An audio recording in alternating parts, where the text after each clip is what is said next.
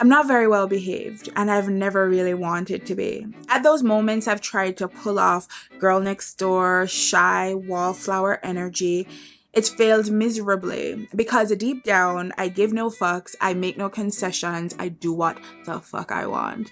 And one of the ways that I communicate that energy to the world at all times is through fragrances with what I call my bad gal perfumes. Fragrances that I think really share with the world that kind of unapologetic energy that can be so fucking exciting. So if you are easily offended this fragrance video is not for you, come back for the next one. In this one, we're talking bad gal perfumes, and my avatar for this, my inspiration for this lineup is Miss Riri herself.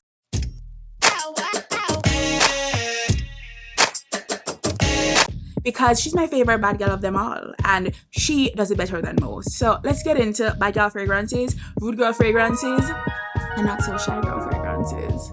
If that's something you're into, let's get into it.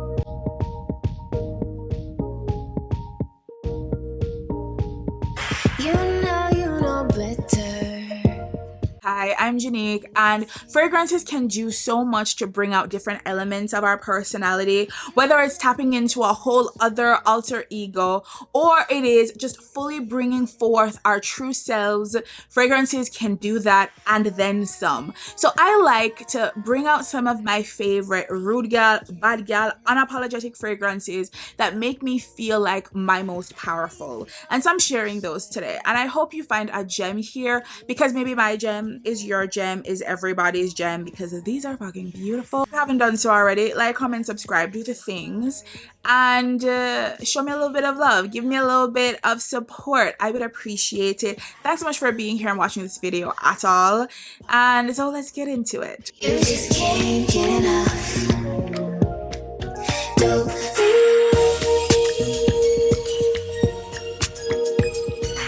Welcome to Bad Girl Fragrances in 3 acts: sexy, dangerous, and just plain rude. But before we get started on those 9 fragrances, I want to introduce you or reintroduce you to the inspiration for this video, and it is Elizabeth & James's Nirvana Bourbon. I featured this in my last video on affordable fragrances, where I talked about this woody tuberose vanilla fragrance and how it made me think and feel when I wore it.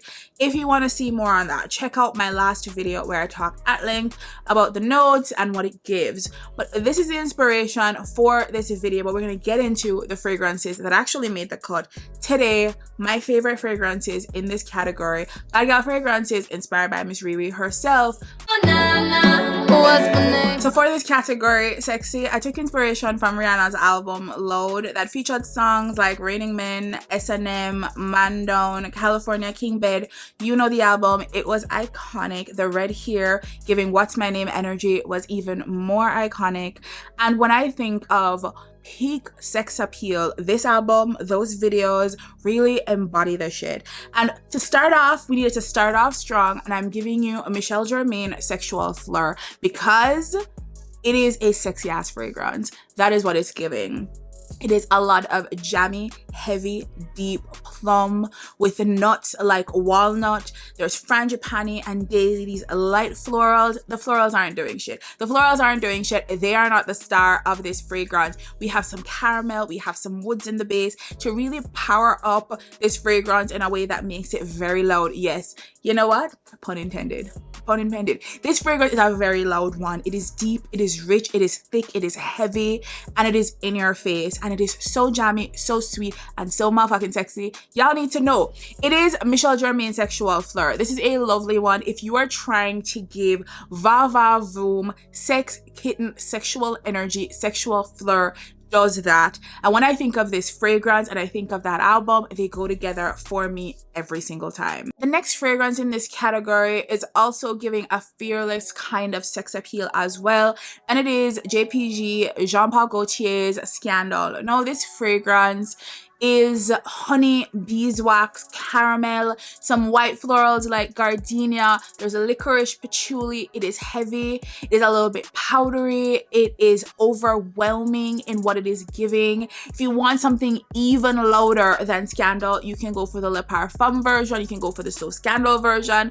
This is one of my favorite versions because of how heavy and overwhelming and in your face this fragrance is. I've said to y'all before, I do love a honey fragrance, and when there is beeswax with the honey as well, you get a kind of animalic undercurrent that just screams sex appeal. And even the bottle, as loud and extra as it is giving sexy vibes as well. And I cannot say more. I cannot say enough how much I love this one as a sexy, no nonsense, that type of fragrance where you are just putting yourself out there and not making any apologies.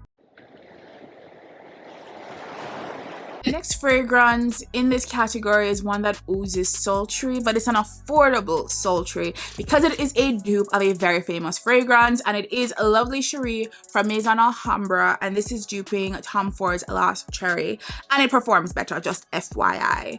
This is a fragrance that I think exudes just like sultry, slinky, womanly energy. It's the tonka. It is the vetiver that gives a little bit of a smokiness to it. There is balsam and cinnamon to make it a little bit spicy. There is plum, there is sour cherry that makes it tart and full and round and sweet, all together with some almonds in here that make it, it's just a beautiful fragrance that brings together at its core tonka, creamy, heavy, spicy tonka with a beautiful, thick, really tart cherry that isn't too sweet, isn't too overwhelming, and they work in this fragrance so beautifully to make you feel like a whole snack out here.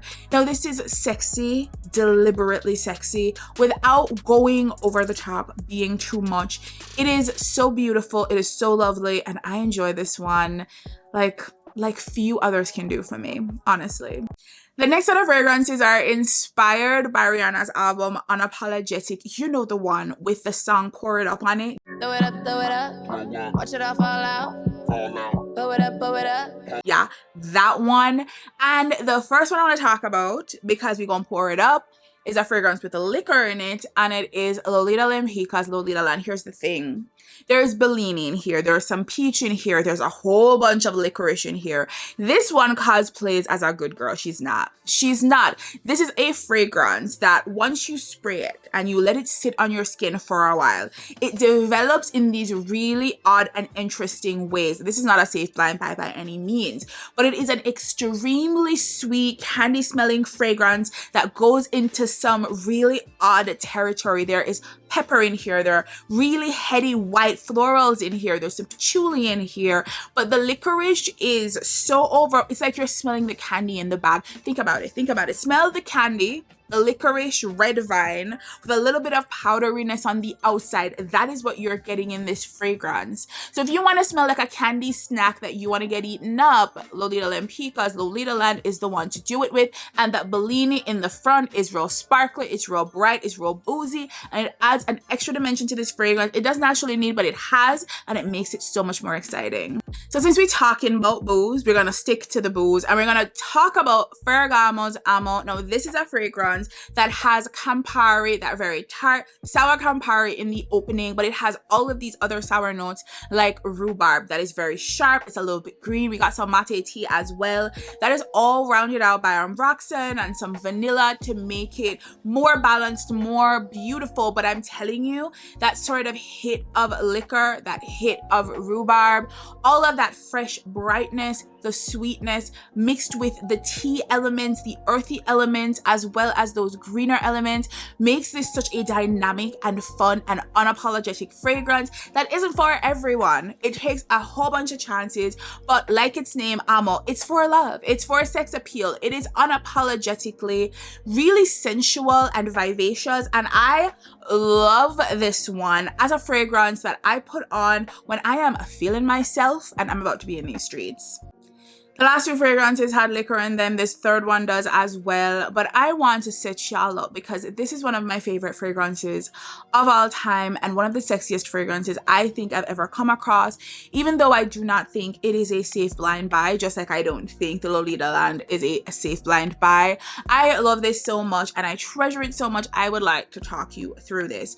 And this is Maison Crivelli's Nuit Soloberg. Now this is, on the face of it, a fruity, floral, woody, tobacco type of fragrance, but there is so much happening in here at the same time. It's kind of remarkable. So in the opening, we have it's a very identifiable wine note. So it smells boozy off rip. We also have things like mate tea. We have moss in here that bring in some earthy, greener, petrichor kind of energy. For sweetness, we don't just have regular fruit happening in this fragrance. Nah, that would be too easy. They went the direction of dried fruit. It's very concentrated. It's very jammy. It is very heavy. It is a little over the top. I am not going to lie, and I love that in this fragrance. Even the florals they have picked are not easy florals to get behind. Things like labdanum that are very ambery and heavy and resinous for being a floral. So a lot of the elements of this fragrance read kind of chypre fragrance because they are, and it's a little bit throwback in that kind of way. In the base, we have some smoothing elements, things like patchouli. There's some vanilla in here in the base, but I think the most exciting thing in the base of this fragrance, for me anyway, is the heavy fucking tobacco. It is fantastic in this fragrance, and it kind of juxtaposes this sort of sweet, floral, boozy side of the fragrance with this woody, because it does have gaiac wood, this woody, tobacco heavy side of the fragrance, sort of married together by earthy, tea-like notes. I know it doesn't sound like it would all go together, but I love it, y'all. And I would say this is an unapologetic fragrance as I've ever seen one. And this, even though this isn't a safe blind buy, and even though I know this is not for everyone and everyone's going to like this fragrance, I'm obsessed. And if you are like me and you like those kinds of elements, you might love this one too.